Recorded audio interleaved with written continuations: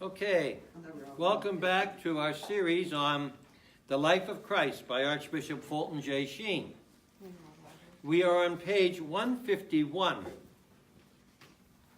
and we are looking at here the Sermon on the Mount. Now, in looking at this, we see here the power of that Sermon on the Mount is so much of the variance with all the world holds clear, which Christ himself speculated. It's the power of the cross. Okay? That's what the Sermon on the Mount really is about. It's the power of the cross. We see here that Christ preached to them. He had to die. Calvary was the price. He paid for the Sermon on the Mount. Those who call black, black, and white, white are sentenced for intolerance. Only the grays live. Let him who says, blessed are the poor in spirit, come into the world that believes in the primacy of the economic. Now remember, at the very beginning, Sheen pointed out about the economic structures of society. That would tear down a society. Okay, he mentions that several times.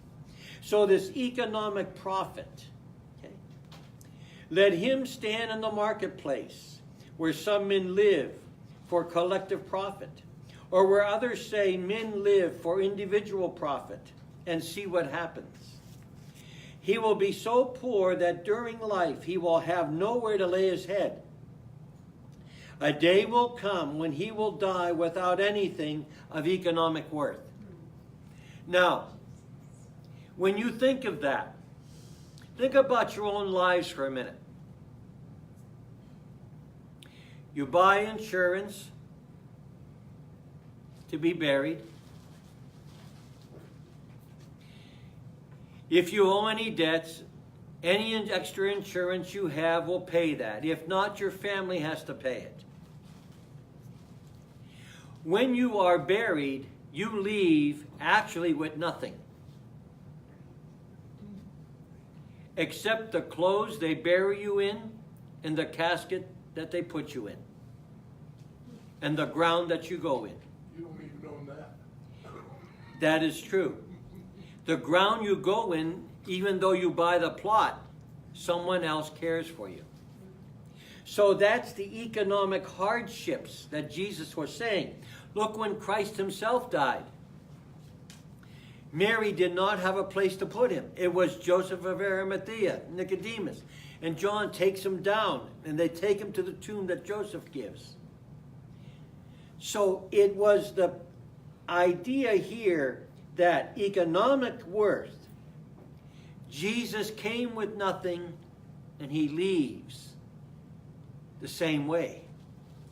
But the power of resurrection will conquer that. In his last hour, he will be so impoverished that they will strip him of his garments, give him a stranger's grave for his burial, as he had a stranger's stable for his birth. So Joseph and Mary had to find a place for him to be born. And even when he died, let him come into the world who proclaims the gospel of the strong. Let him advocate hating our enemies and condemn Christian virtues as soft virtues and say to that world, blessed are the patient. And he will one day feel the scourges of the strong barbarians laid across his back. He will be struck on the cheek by a mocking fist during one of his trials. He will see men take a sickle and cut the grass from the heel on Calvary, and then use a hammer to pinion him to a cross, to test the patience of the one who endures the worst that evil has to offer, that having exhausted himself, he might eventually turn to love. Now remember, at the very beginning, Sheen points this out. He points this out within our lives. The same as Christ. Because we take up the cross and we follow Jesus, we are marked with the cross. In your life, how many people die alone?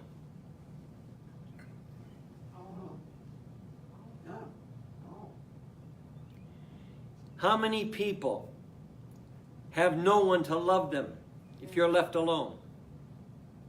Many. How many people suffer from that loneliness of torment?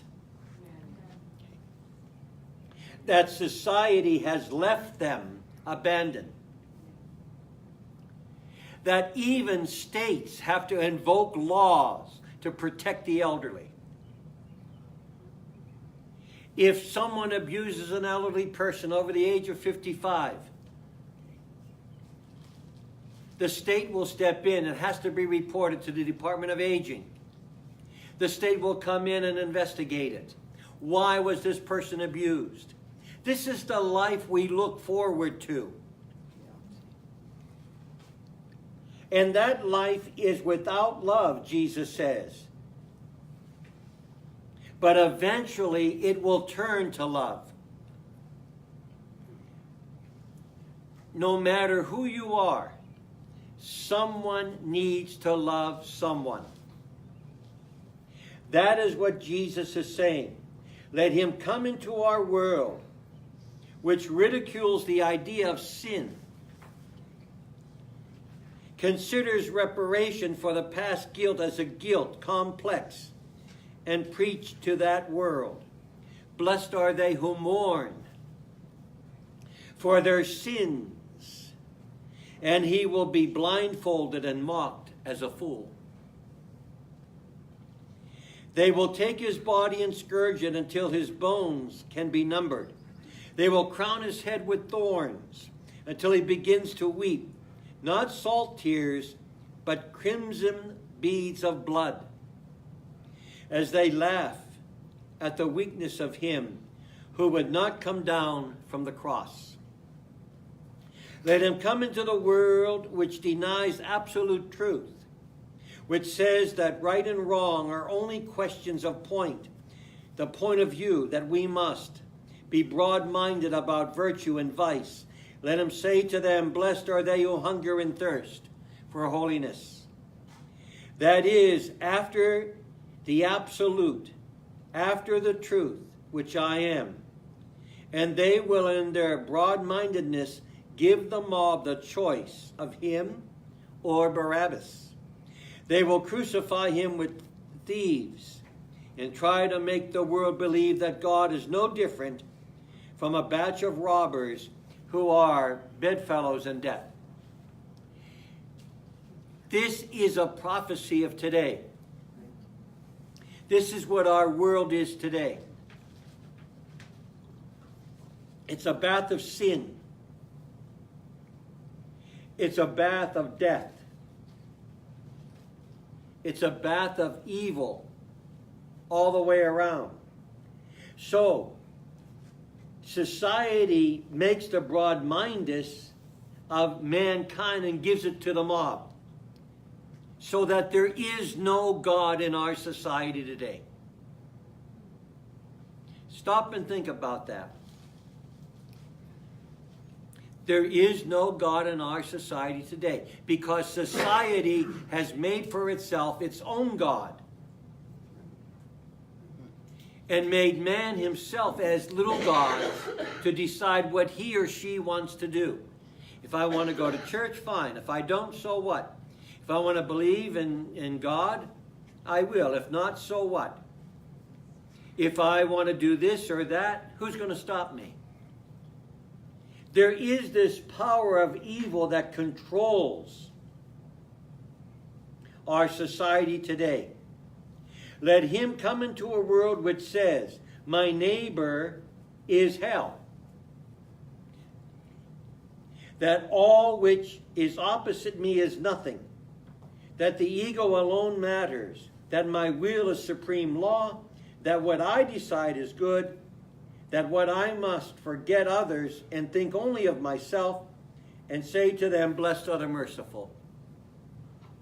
This is where abuse, violence, hatred, bigotry, racism, all come into play.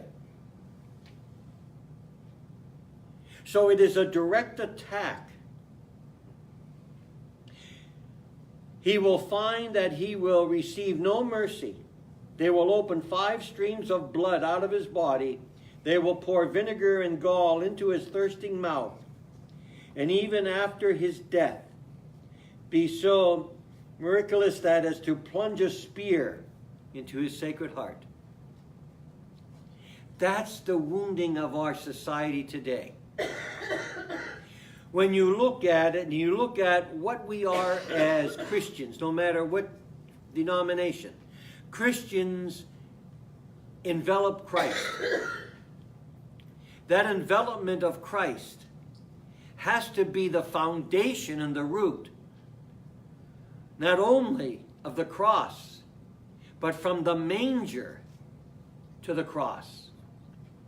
So when we say they take a spear and pierce him, think of the babies that lie in the manger that are being pierced by abortion. Right up to 9 months. Now they're talking 3 years. Yes. That's what they have in China. They do this in China. If society goes this route in this country, it will be the fall of this nation. Oh. Yes. Because of the fact that if you destroy life, you destroy the value system of any society.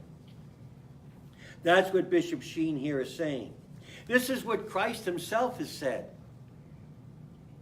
Let him come into a world which tries to interpret man in terms of sex, which regards purity as coldness, chastity as frustrated sex, self-contentment as amorality, and the union of husband and wife until death as boredom. Which says that marriage endures only so long as the glands endure, that one may unblind what God binds and unseal what God seals. Now, when you look at when this was written, he was a prophet in his own time. Because everything he says here has come true today in our society. Everything he describes here is what mankind is doing. So we see here a prophecy not only by our Lord, but what Bishop Sheen himself is saying. That society has turned to coldness regarding purity, chastity. That everything centers around a 3-letter word, sex. And if you don't have that, you're not part of society. And that's what frustrates and tears down and becomes the abnormality of a union of husband and wife. Because when people look at that, they say, oh, you're still married. Oh, yeah. That becomes then a question mark in their minds. You know, they're still married. Yes, they're still married because there is that one word that Jesus spoke of that binds. It's love. And that's what this world has forgotten. God binds, and mankind is trying to unseal what God has bound together. And when that happens, then you will find yourself hanging naked on the cross, made a spectacle to men and angels in the last wild, crazy affirmation that purity is abnormal that the virgins are neurotics and everything else is right. This is what has happened in our world. This is what Sheen is saying. And this has been a prophecy right from the very beginning. This will be the ideal breakdown of the human race. When this occurs, this then is the evil that will overcapture of what our Blessed Mother said in all of her apparitions. We have not listened. When you use the ideals of sex for profit and gain, then you have no value system at all. People don't even listen to the President of the United States.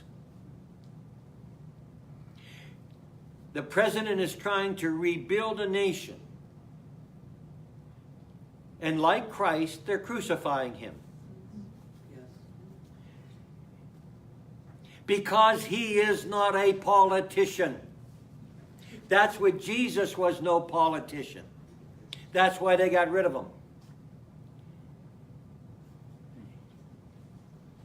And when you have somebody trying to do something good for others, he's attacked. If they break down that barrier of the office, the highest office in this land, the eagle will topple off of the White House. Just as it did with the Roman Empire. Because, what does he say there on the top of page 153? Let him come into a world which believes that one must resort to every manner, in order to conquer the world, carrying doves of peace, with stomachs full of bombs, and say to them, blessed are the peacemakers. You have one that says he wants to annihilate China.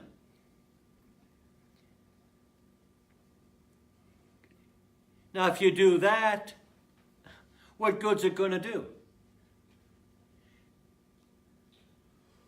Because we'll be annihilated ourselves. So, mankind's hatred of others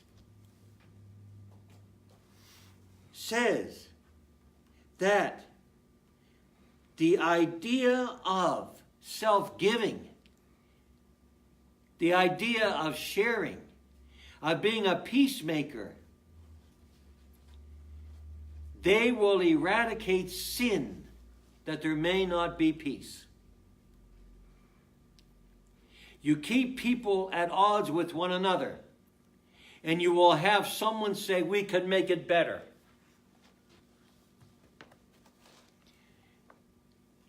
If you could make it better, then why didn't you try before? See? This is what Bishop Sheen is saying here. If you look at this, and you look at what Christ himself says, he will find himself surrounded by men engaged in the silliest of all wars, a war against the Son of God, making violence with steel and wood, pinions and gall, and then setting a watch over his grave. He who lost the battle might not win the day. That's society. See, that's what we're facing. That's what we are living in. Then he says, let him who comes into the world that believes that our whole life should be geared to the flattering and influence of people for the sake of popularity.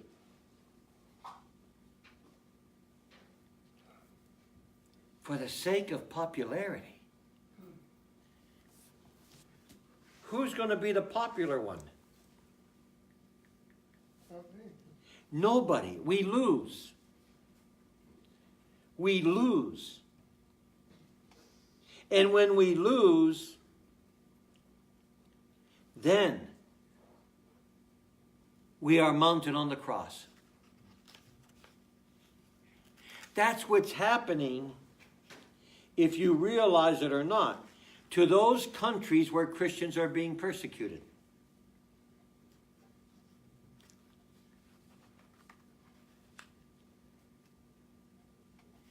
Do you see what society? Do you see what society is doing? That's what Bishop Sheen's saying here. We are not living out the fulfillment of the Beatitudes. The Beatitudes cannot be taken alone. They are not ideals. They are hard facts. And the realities, and separate them from the cross of Calvary.